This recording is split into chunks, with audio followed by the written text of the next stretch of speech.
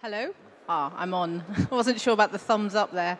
Hello, my name's Justine Arthur. I'm head of marketing for BT Expedite, and I'm with my colleague from my agency Westhill today, Willis.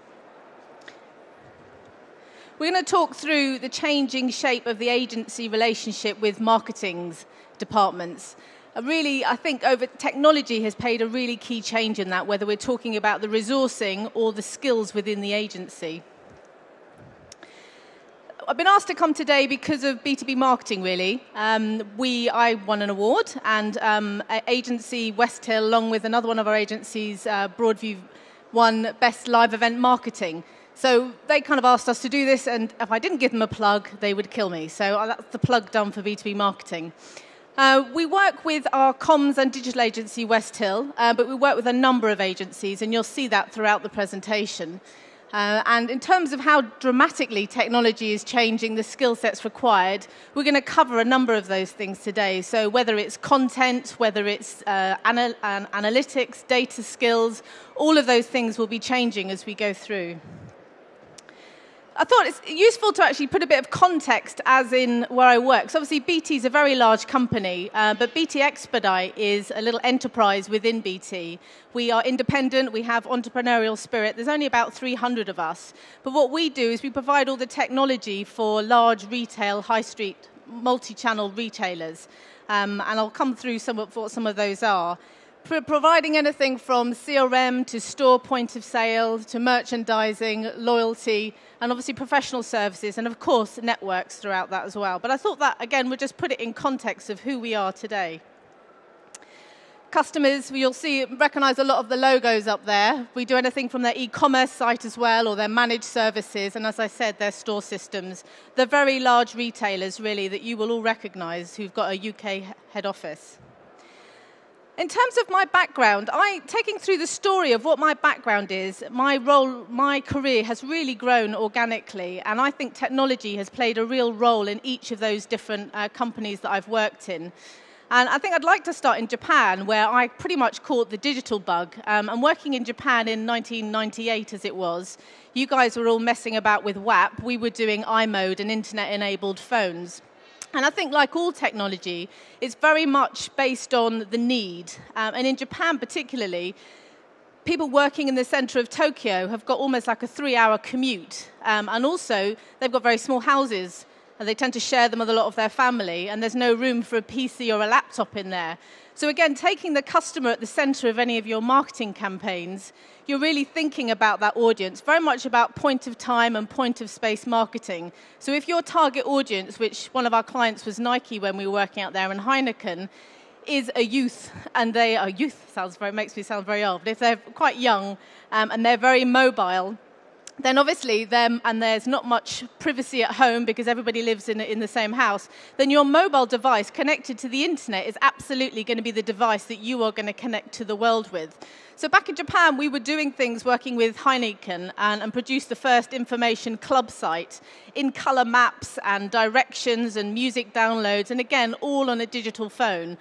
Back in 1998. And for me, that really did give an insight about putting your customer at the center of what you're doing and the technology that you build around it. Mobile was it. And they were hanging out in bars and clubs around mainline stations, so the out-of-door advertising had to connect to the mobile, and that connected the marketing campaigns. So it absolutely made sense. It's like all technology. Technology shouldn't be built just because of it. You can trial it, you can test it, but the ones that actually generated a need and help people live their lives and improve with them will actually succeed.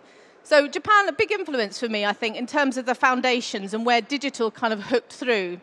Now, I mentioned I worked for Heineken. That then actually helped me get the job when I came back to London and worked for AKQA, a leading digital agency. There was only 100 of us in the office at that time, and I took on the role as an account director for Carlsberg. Again, what was quite exciting about that role is you were the poor relation back in 2000 as a digital agency. You had no sight of the big objectives, the big strategic positioning. Everything was run from the advertising agency. And there you were, scrabbling around the edges. I don't know if anyone's from is anyone from a digital agency here? You'll appreciate, if you've been doing it for a long time, you'll appreciate, particularly back in the early days, you were the poor relation. You were usually the youngest in the room with the least strategic nous, even though you thought you had more, but on paper you looked like you had the least of it. And it was just a hard fight amongst the advertising agency, the PR agency, the DRM agency. And yet in your digital world, you knew that if you put the customer at the center of it and built everything around it, absolutely all those mediums would work, rather than starting from, I want to do a TV campaign, or I want to do some press, or I want to do a direct mail. Digital really taught the foundations for that. I then worked for BSI. Actually, before that, it was quite interesting. So I then took on an account director role for BT, not for BT, it's a Freudian slip there, for Orange Business. And actually, one of the key roles there was the content management system, and I'm putting all the content into their system. And it started to make sense for that not to be done at the agency. So I then took a year secondment and actually worked in the house of Orange Business, which again starts to see how technology is changing.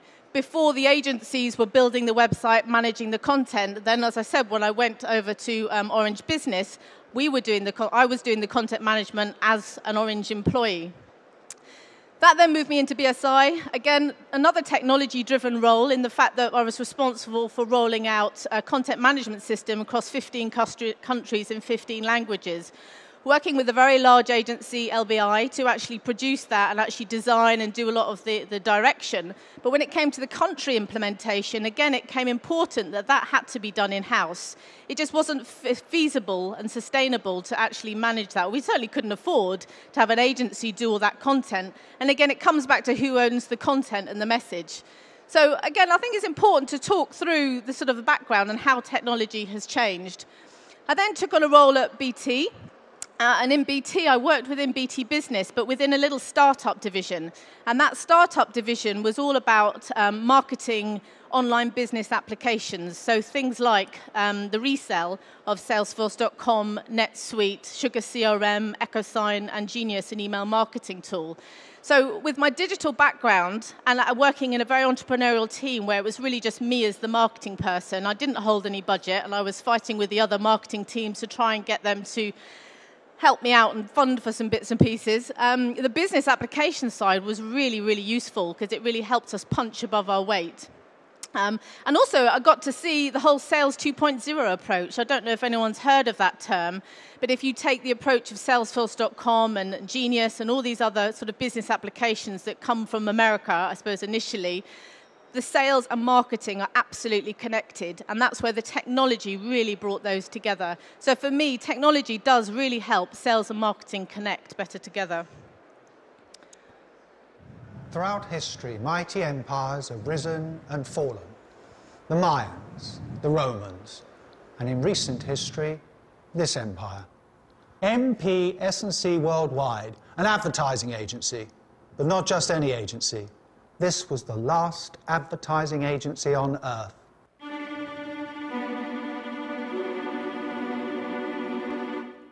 At one time, this was a vibrant, thriving organisation. But then one day, the people who worked here disappeared in an instant. Gone. This office has been preserved just as it was found after everyone vanished. We can even see what they were doing when that moment came. Filling in timesheets, getting another coffee, playing foosball. They were carrying on as they always had, ignorant of a great change going on all around them that would soon destroy them all. And this was it. The consumer, to whom agencies had force-fed their brand messages for decades, stopped being passive. This was the catastrophe. Because now the consumer could actually choose what they wanted to see, not what the advertising agency forced them to. But still, agencies like this felt invincible. So they ignored these changes and held fast to the things they knew, like this thing. And these things. And this. But most of all, they clung to this, the television commercial, even when clients begged for new, non-traditional ideas. So they simply repurposed their print ads into clever rich media banners and glibly suggested that everyone have a Twitter feed. In agency after agency, the story was the same. until at last not a single advertising agency was left. So much was lost because of arrogance and ignorance, and because they chose to ignore the changes going on all around them. But in the end, the reasons don't matter. What matters is there were people once in this advertising agency, then one day, there weren't.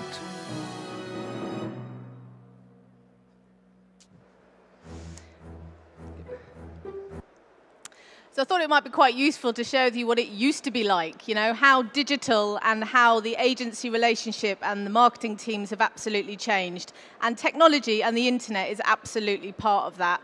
The Mad Men culture is no longer, although probably early on it was a lot of fun, but now it's just not sustainable. So again, digital marketing influencing the way that we do things, the way you plan from a digital project is very much from the bottom up. It's starting at, if you like, the end of the journey and following it all the way through. It's not saying, right, I want to do an event. It's kind of what do people need from us? Is an event the right option? How do I contact them? Where will they be?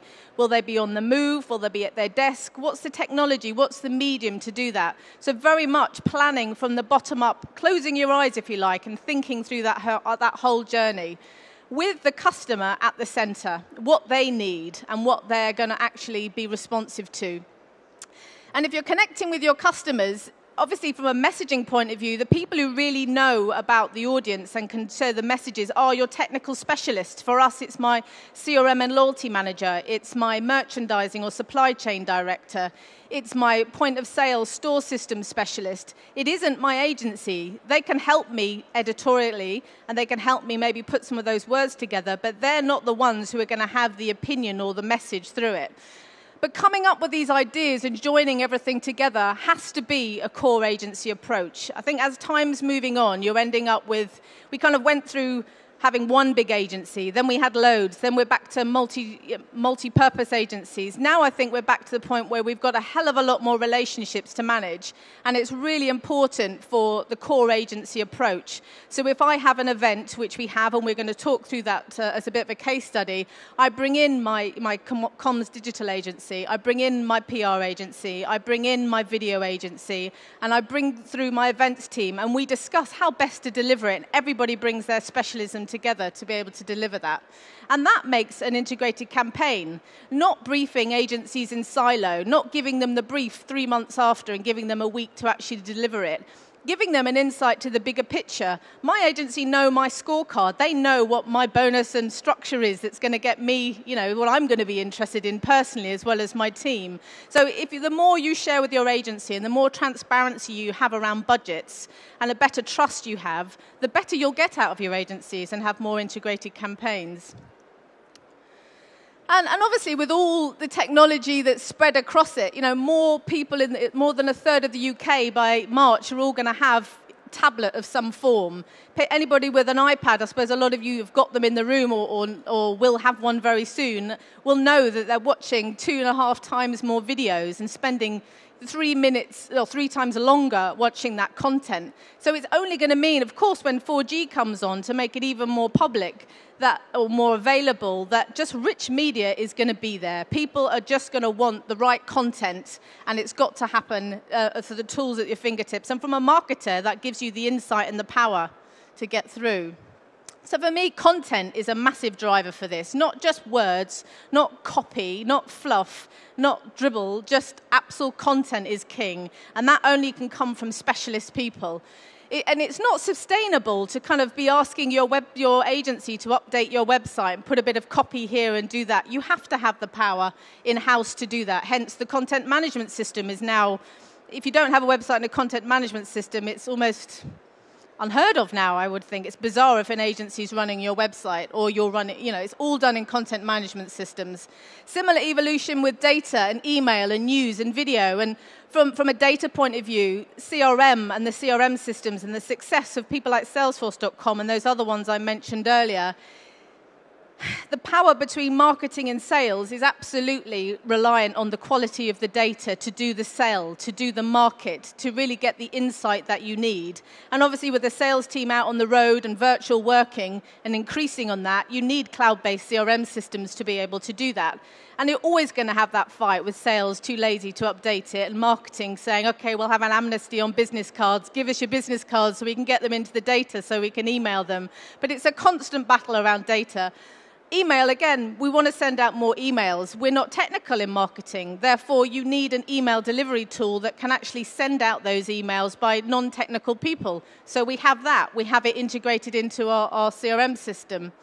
News, I think, is a really big change as well, because before, if you wanted to do news, you would do a press release. Now, obviously, again, the control back into the in-house marketing team. I can get and do, I can get one of my specialists to do a blog, can comment on another article, send it on to people. And then, of course, you've got Twitter and LinkedIn and all those different mediums to be able to get out there. It's no longer just about the press release. And let's face it, most press releases are dull as anything. Video, I can't emphasize enough how important video is. People do not read white papers anymore. And with all of this content being pushed into people, how could you possibly read it all? So I'd rather watch a cheeky 2-minute video than read something. And if that actually inspires me, then I may go off and read the white paper if I want to cut a few shots and make myself look impressive with a few bits of data here and there. But really, video is the place to be putting this. And networking. Networking, before I suppose I used to go to a few events. I used to have a whole bunch of business cards in my drawer. And then when I wanted to do something, I might think, oh, who was that guy that I met? And I might have scribbled some notes on a business card. But now it's all on LinkedIn. I'm now connected to these people. And obviously, there's other networking things as well, which we go through. But for me, those are the key sort of changes and things that have been over evolution. And all of this needs content, and good content, relevant content, not just content, if you like. So the impact on the agency relationship for this is about how you do it, really, I think. It's about the planning. It's very much about how am I going to increase sales, retain the people I've got. But I have to do that, I believe, through a collaborative approach with all of my agencies and their specialism. I don't have loads of agencies, don't get me wrong, but I have a lot of partners now as well. There's a lot of suppliers. So there's Salesforce.com, there's Genius, there's all these other different people. So actually now my life is a bit harder to manage because I've got more agencies and suppliers to deal with. It's not about copywriting. It's absolutely about editorial. It's about a journalistic style approach as well. And that relationship, the agency, if you like, is probably more creative and more strategic. And if you like, can turn up production levels if your team can't, be resourced that way. Whereas from a marketing team, we are the ones, if you like, doing the production. My team are the ones who are there analyzing the data, sending the emails out, updating the website. Although, we do that in piecemeal, we are struggling in some cases. And therefore, when we need, my agency, Westhill, for example, would have access to my content management system, my this, my that, whatever, when we actually need some help and support, when we need to upscale, if you like, when there's an event going on. I'm now going to introduce you to Brett, who's going to take over from here. Cheers. Hi, everyone. I'm representing the other half of this marriage, as it were. We're a creative agency based in London, been around since 1986 in Charlotte Street.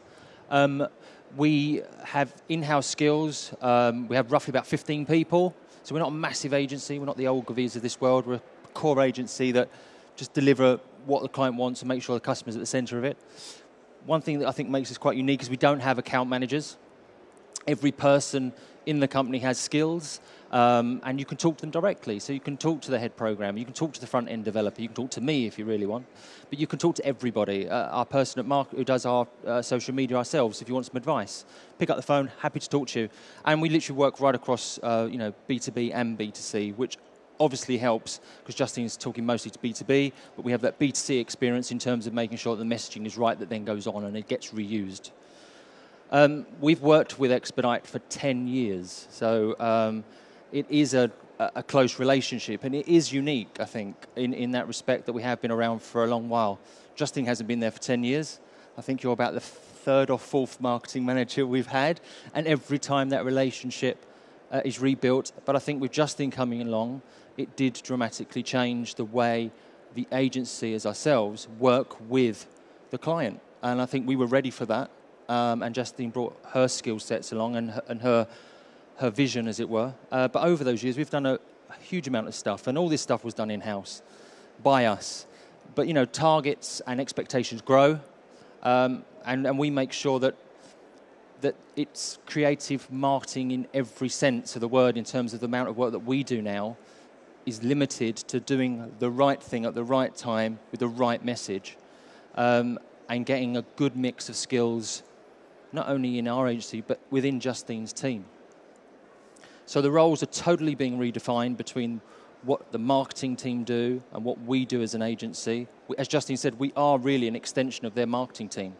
And everyone knows within Expedite who we are, who they can talk to if they need be, come directly to us.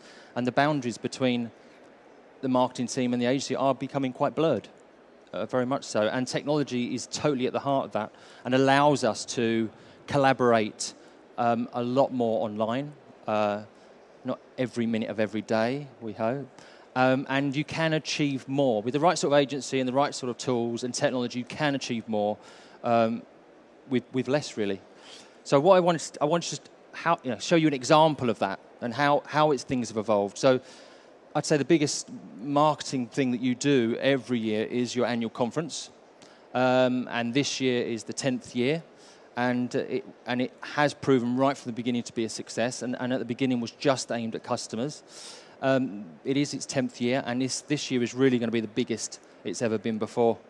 To give you an example, in 2008, 5 people in the marketing team, this was before Justine arrived, responsible for pulling the event together for only 40 senior IT customers only. We were doing everything as an agency. We were doing the event system. We were doing the email marketing. We were doing the look and feel. We were doing pop-up banners. We were doing everything, and there was 5 people in marketing. And yet this year, there's 3 people in marketing, and we're, at the moment, with the other agencies, all we've done at the moment is come up with a theme, the look that you're seeing here, which is to build a model retailer. There's 200 customers, and there's prospective customers, prospects as well as customers. So it's really, and it's been a real success, and it's been such a success actually. Other parts of BT are piggybacking the event, the likes of Global Services and BT Business. They're going to be taking their customers to this event as well. So, and we really are there to, as Justine said, ramp up when need be. So, the guys, you've got Diane here as part of Justine's team.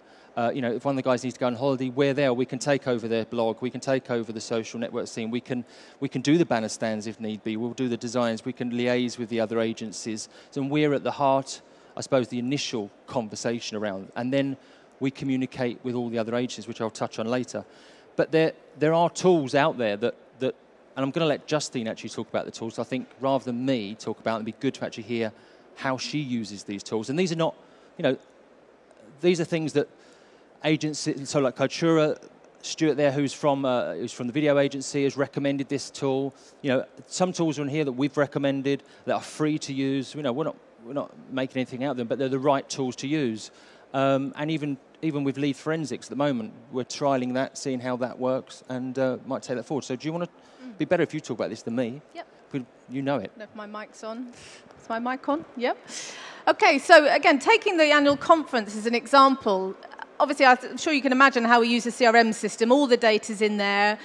All the email addresses, if we've got them, will be in there. If we haven't, then we include the LinkedIn record within there, or their telephone number, whatever. So that's our source of database. And within Salesforce, everything's managed in a campaign, and everything's measured, and we all know what's happening. And as many things as we can are integrated into that tool. So that's where everything kind of is wrapped around. Genius is the email marketing tool that we use. So again, that's sent out through my marketing team that's integrated into Salesforce. We can see whether people have clicked, what pages they've clicked on, follow through their journey, and actually, as necessary, either pass it on to the account manager or pass it on to our new business person to follow up to get them to invite to the event. We sponsor, again, my key audience, if you like, are all hanging out in Retail Week, which is a publication for retailers that they love to read. And we, therefore, sponsor that blog. Rather than trying to drag them off onto my website, I'm taking them where I know they already are. And also, it's an add-on function to actually the awards that we sponsor as well. So we take over that blog.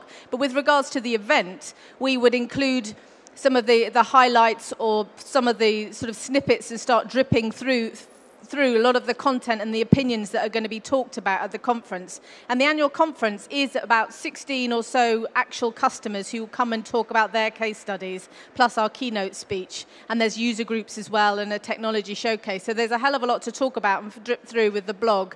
That's behind a subscription paywall. So we also have our own blog, which is through WordPress, which is integrated into our website. Brett mentioned about Cultura. Cultura is a video platform which we needed to not only publish the videos through our website, but importantly, it allows us to have like a cloud-based library so our salespeople can easily download them whatever format. If any of you do video, you appreciate that somebody wants that video. To get 100 meg video across an email is never going to happen. So having them all now stored in the cloud rather than loads of data sticks everywhere is a really useful tool for us. LinkedIn. This is when I kind of talk about that investigator role. LinkedIn, obviously, for adverts and awareness and just general chitter-chatter from my specialists, kind of inviting people and making awareness of the conference. But we have user groups the second day of our conference, and all of our specialists have a user group, and they have 3 or 4 user groups within LinkedIn that they manage. So they start the conversation ahead of the conference, starts in LinkedIn. And then all of my team have premium licenses within LinkedIn, and I'm really encouraging the salespeople and spent a few sessions trying to get them up to speed on how to use LinkedIn, which sounds quite scary because I think everyone should know about LinkedIn. But for me, we produce text-based emails that they can actually use to invite customers. So if it's a particular prospect that they want to come and they've only got the contact of the IT manager, but they want the operations director or his boss to come, then I encourage them to actually use LinkedIn. And we use it ourselves. And actually, we've had quite a lot of success for invites through LinkedIn. Obviously, we've got our company page, and there's other bits and pieces in LinkedIn, but it's really becoming a very useful free tool for driving people to our conference. We use Twitter. Most of my target audience are not on Twitter. You know, this whole conference today is all about social media and SEO. Yes, social media is important, but it's not about social media. That is one element of a communication tool. IT directors, marketing directors, operations directors, yes, they might have a personal account. Yes, they might be passively flicking through it. But Twitter ain't going to change the world. What happens with me with Twitter, actually, is it's the press, actually, and the journalists that follow us that are way more receptive, if you like, to Twitter and what we do through that. So I'm sorry if I've upset anybody, but I'm just saying, stop going on about social media. It is just another channel. Hootsuite, obviously, with all these social media channels, you know, for me as a B2B marketer, it is voluntary and part-time. It is quite hard work without a big team to kind of manage all of this stuff. But I do have Hootsuite. I'm kind of playing the game. I'm no expert, but I am able to monitor if somebody mentions us, and here we go through. So that's how I manage the LinkedIn feeds and the Twitter feeds and my own personal stuff through there as well.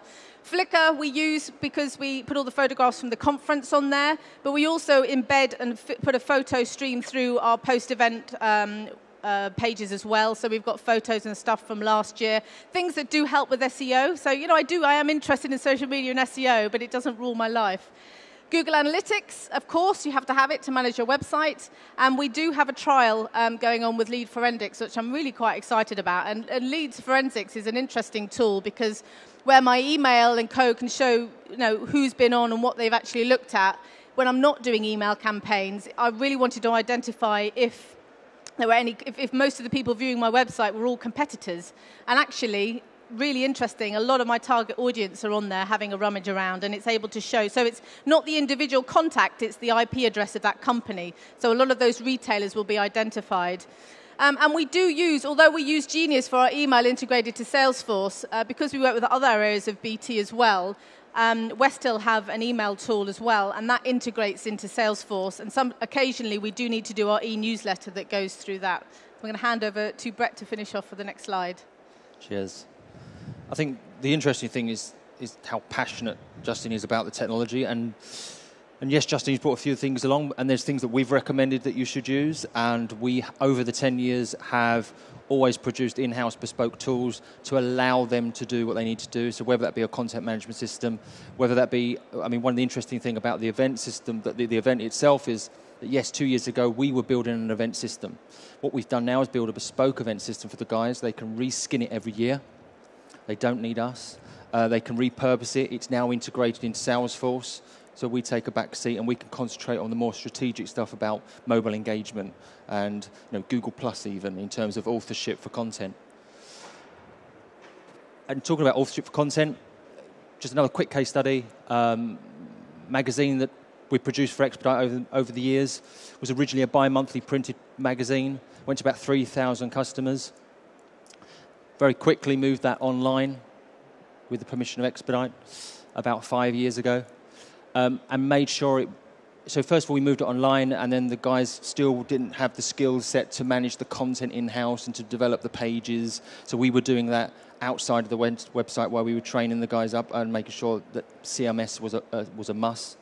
So the guys then were able to take the content now, put it on their website, use it across their blogs, in their press releases, case studies, create a video with Stuart. So content is still very king, and it's still something we are heavily involved in.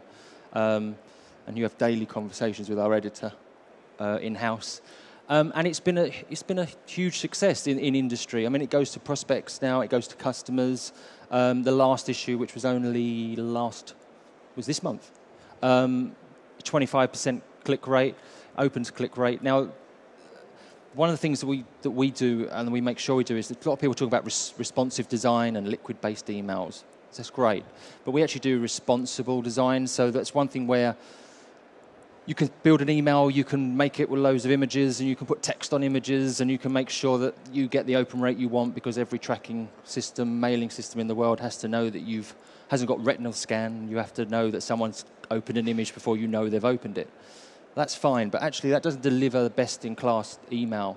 So the only image that we have on our email is the banner, which is connected to the BT logo.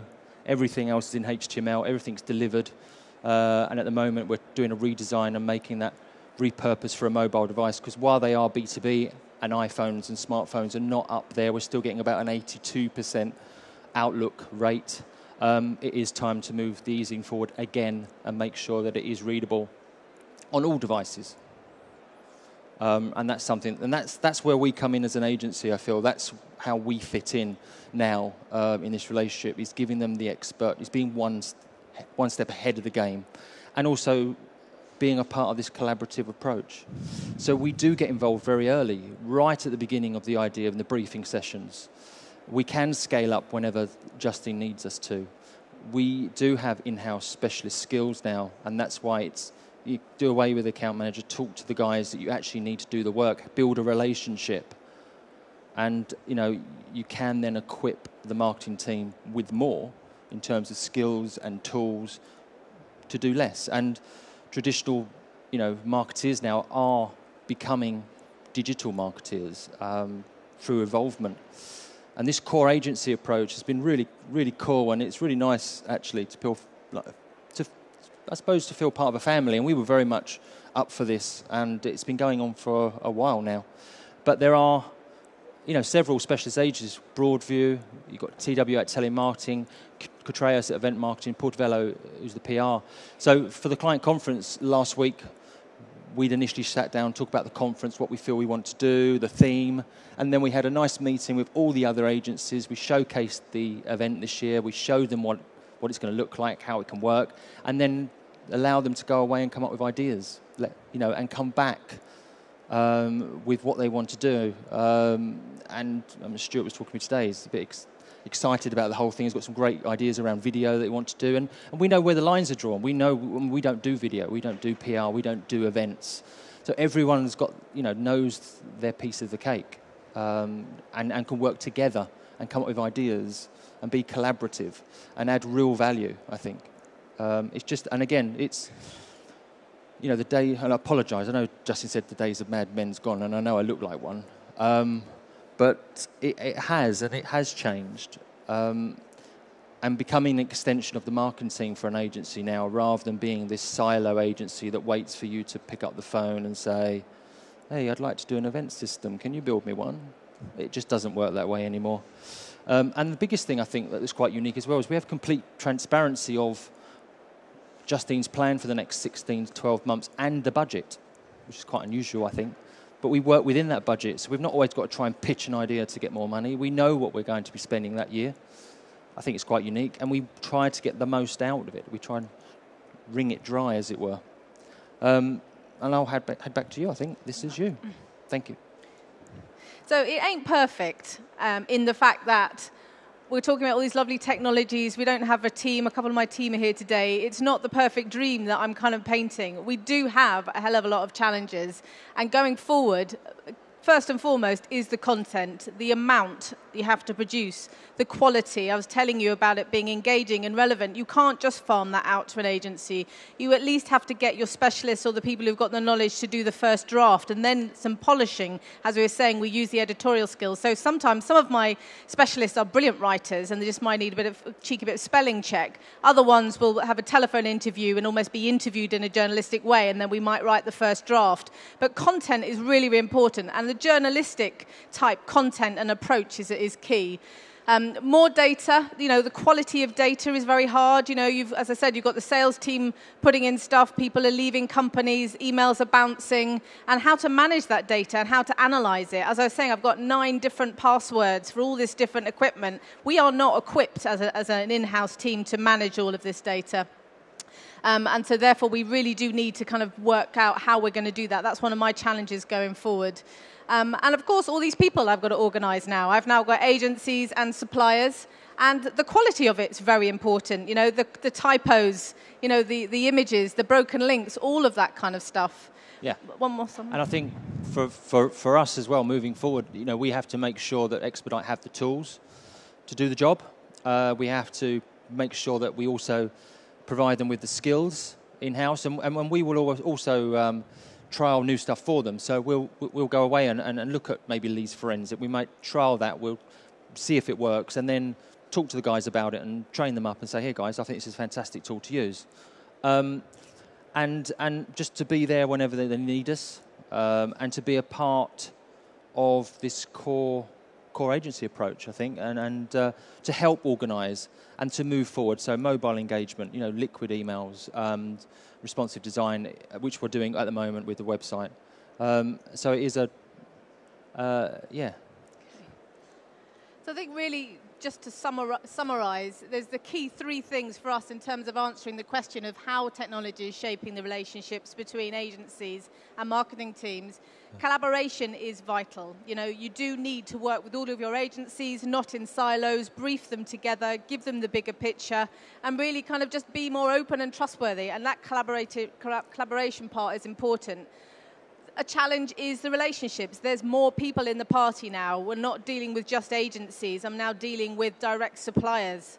And obviously the skills. How do you skill up your marketing team? It's no longer about colouring in, as some people would say in senior exec teams. You actually, as I think the Salesforce guy said earlier, you do need a geek in your team.